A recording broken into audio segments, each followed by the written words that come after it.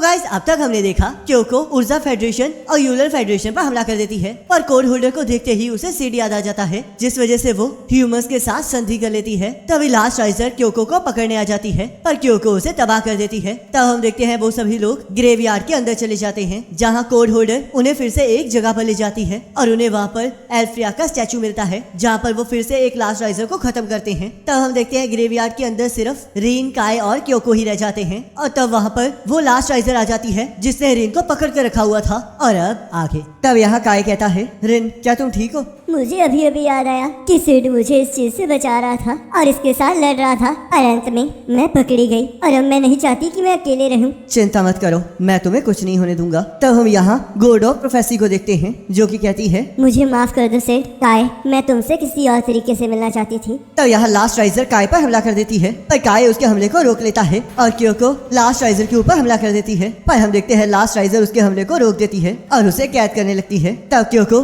अपने पानी की मदद से एल्फ्रिया के स्टैचू काय और रिन को वहाँ से दूर भेज देती है और खुद लास्ट राइजर के जाल में फंस जाती है। तब लास्ट राइजर क्योको के कोड को उस दुनिया से मिटाने लगती है, पर हम देखते हैं क्योको अपनी ताकत को इकट्ठा कर लेती है जिससे कि वहाँ पर एक जोरदार धमाका होता है। तब हम देखते हैं एल्फ्रिया का स्टैचू उस ग्रेवयार्ड से बाहर आ जाता है और जीन ग्रेवयार्ड की तरफ बढ़ने लगती है। तब यहाँ रीन ने काय को अपने बैरियर से बचा लिया होता है। तब काय कहता है, आखिरकार क्योको ने ऐसा क्यों किया? तब जीन उन्हें बुलाने लगती है और काय और रीन बाहर जाने लगते हैं। तब वो लोग देखते हैं कि इतने बड़े ब्लास्ट के बावजूद भी लास्ट राइजर जिंदा होती है और वो अपने पंख को निकालकर रीन को लेकर वहाँ से उड़ जाती है। तब यहाँ बालमंग कहता है, आखिरकार ये किस तरह का मॉन्स्टर है? तब लास्ट राइजर रीन के कोड को भी डिलीट करने लगती है और रीन अपनी ठंडा पावर से लास्ट राइजर पर हमला कर देती है और खुद को बचा लेती है। तब लास्ट राइजर फिर से रीन पर हमला कर देती है पर काय उसके हमले को रोक देता है और कहता है, मैं तुम्हें उसके करीब नहीं जाने दूंगा। तब काय लास्ट राइजर के करीब पहुंचकर उस पर हमला कर देता है पर लास्ट राइजर अपने आसपास एक बैरियर बना देती है। तब फेरिन और बालमंग भी लास्ट राइजर पर हमला कर देते हैं पर लास्ट राइजर के बैरियर के कारण वो भी उसका कुछ नहीं बिगाड़ पाते।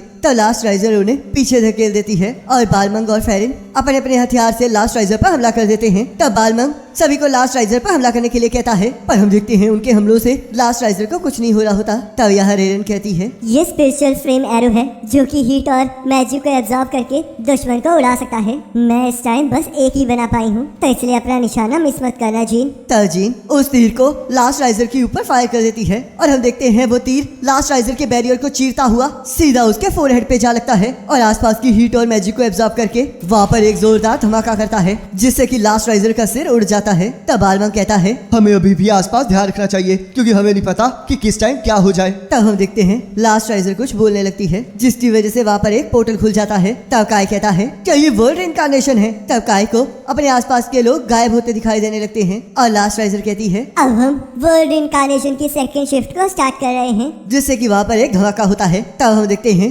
लास्ट राइजर स्ट्रॉन्गेस्ट हीरो को ओवरराइड कर देती है जिसकी वजह से वहाँ पर एक और कोड होल्डर आ जाती है और लास्ट राइजर सिड में बदल जाती है। तब यहाँ मिथिकल बीस्ट की हीरो राथे कहती है, सिड तुम्हारी गलती ने हमारी तकदीरों को बदल दिया है पर मैं हार नहीं मानूंगी, चाहे ये दुनिया टुकड़ों में ही क्यों ना बट जाए, पर मैं ये ध्यान रखूंगी कि मिथिकल बीस्ट को कुछ ना हो। तब यहाँ काय सिड को देखकर बहुत ज्यादा हैरान होता है जिस वजह से उसे लास्ट राइजर पर गुस्सा आ जाता है और वो उस पर हमला कर देता है। तब काय लास्ट राइजर से लड़ते हुए कहता है, तुम बस सिड की अपीयरेंस को कॉपी कर रही हो तो उसका नाम मत लो। तब रीन भी लास्ट राइजर पर हमला कर देती है और कहती है, मैं तुमसे नफरत करती हूँ और इस तरह सिड का मजाक उड़ाना बंद करो। पर तभी लास्ट राइजर उसे पकड़ लेती है और उसे एक पोर्टल के अंदर बंद कर देती है। तब काय फिर से लास्ट राइजर के साथ लड़ना स्टार्ट कर देता है और उसे रीन को वापस देने के लिए कहता है। तब लास्ट राइजर काय को पीछे की तरफ धकेल देती है और हम देखते हैं काय बहुत ज्यादा थक चुका होता है। तब काय अपनी पुरानी ट्रेनिंग को याद करने लगता है जहाँ जीन उससे पूछती है कि वो क्या इतनी सारी ट्रेनिंग सेट बनने के लिए कर रहा है। तब काय इस चीज के लिए मना कर देता है और लास्ट राइजर से कहता है,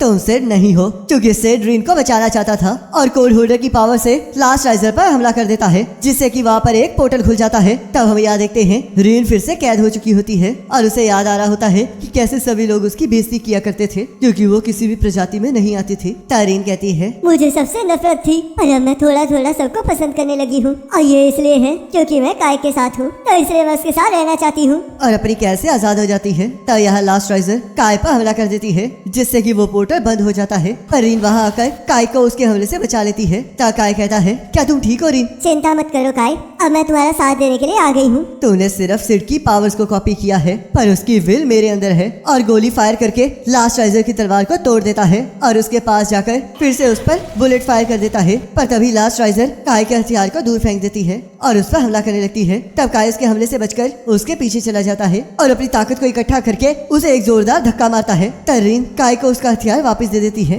और काय लास्ट राइजर के हमले को रोकने लगता है। तभी अचानक से काय का हथियार चमकने लगता है। तब लास्ट राइजर कहती है, तकदीर अब नहीं बदलेगी, अब वर्ल्ड रिइंकार्नेशन ऐसे ही चलता रहेगा। तब काय कहता है, ये तकदीर नहीं है बल्कि ये दुनिया किसी और की वजह से चेंज हुई है। और कोड होल्डर की पावर से फिर से लास्ट राइजर पर हमला कर देता है, जिससे कि लास्ट राइजर वहाँ से भाप बनकर गायब हो जाती है। तभी वो देखता है कि आसमान में अभी भी पोर्टल खुला हुआ होता है और रीन उसे कुछ कहकर उस पोर्टल के पास चली जाती है, जहाँ एक जोरदार धमाका होता है। तब यहाँ काय खुद को फिर से पिछली बार की तरह मॉन्स्टर्स के बीच में गिरते हुए पाता है और जैसे ही वो कोड होल्डर को पकड़ने लगता है वैसे ही वो देखता है कि उसके सामने रीन होती है, जो कि उससे मदद मांग रही होती है। तब यहाँ थोड़े दिनों बाद काय को होश आ जाता है, जहाँ रीन उसे ठीक देखकर उसे गले लगा लेती है। तब रीन कहती है, काय, क्या तुम्हें पता है कि मैं तुम्हारे बारे में कैसा फील करती हूँ? पहले तो मैं खुश थी कि मैं तुम्हारे साथ हूँ, जिस वजह से मैंने ह्यूमंस को टॉलरेट किया ताकि मैं तुम्हारे साथ रह सकूँ और हमेशा तुम्हारा साथ दे सकूँ। पर अब मैं सिर्फ तुम्हारे साथ रहना ही नहीं चाहती हूँ, बल्कि मैं चाहती हूँ कि तुम मुझे पसंद भी करो। काय, आखिरकार तुम मेरे बारे में क्या सोचते हो? और उसे किस करने के लिए आगे बढ़ने लगती है। पर तभी जीन और रेरन वहाँ आ जाती है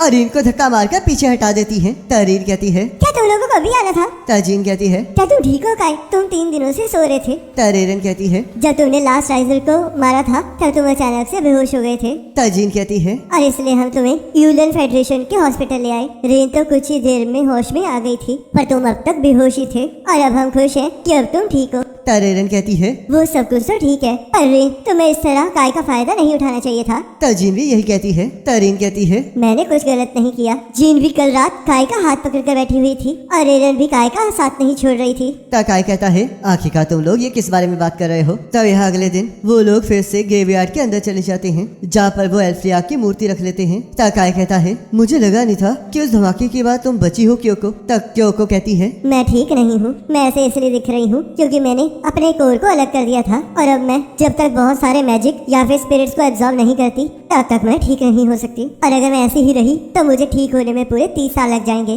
तब बालमन कहता है, तुम एक मॉन्स्टर हो, पर हाँ ह्यूमंस के साथ अपनी डील याद रखना। तब क्योको कहती है, अगर तुम्हें सच में लगता है कि मैं अपने वादे को तोड़ दूंगी तो तुम मेरे जैसी कमजोर स्पिरिट को मसल सकते हो। तब रेरन कहती है, ह्यूमंस और स्पिरिट जरा ध्यान से सुनो, अगर तुम लोगों ने लॉर्ड एल्फ्रिया की मूर्ति का कुछ किया तो सारे सेलेस्टियल्स तुम्हारे दुश्मन बन जाएंगे। तब बालमंग इस बात पर एग्री करता है और क्योको कहती है, स्पिरिट्स को भी ये मंजूर है और इस टाइम हमें लास्ट राइजर के बारे में और पता लगा के उसे हराना होगा। तब काय कहता है, और इसके साथ साथ हमें मिथिकल बीस्ट की हीरो रात्रि को भी हराना होगा। तब यहाँ गॉड ऑफ प्रोफेसी कहती है, वर्ल्ड रिइंकार्नेशन सेकेंड लेवल में शिफ्ट नहीं हुआ, पर ऐसा तो होना ही था क्योंकि सिर्फ लास्ट राइजर की पावर ही यूज हुई थी और ऊपर से उस बच्ची की पावर्स भी जाग रही हैं, जिसने वर्ल्ड रिइंकार्नेशन की सेकेंड स्टेज को रोका है। तब यहाँ सभी लोग आगे जाने की तैयारी शुरू करने लगते हैं। तब रीन कहती है, काय, तुम्हें क्या लगता है कि क्या सेलेस्टियल्स की हीरो एल्फ्रिया का स्टैचू बिल्कुल गॉड ऑफ प्रोफेसी के स्टैचू जैसा है? तब काय हाँ कहता है। तब यहाँ गॉड ऑफ प्रोफेसी कहती है, वर्ल्ड रिइंकार्नेशन चालू रहेगा तो फिर देखते हैं रीन और काय कि तुम कैसे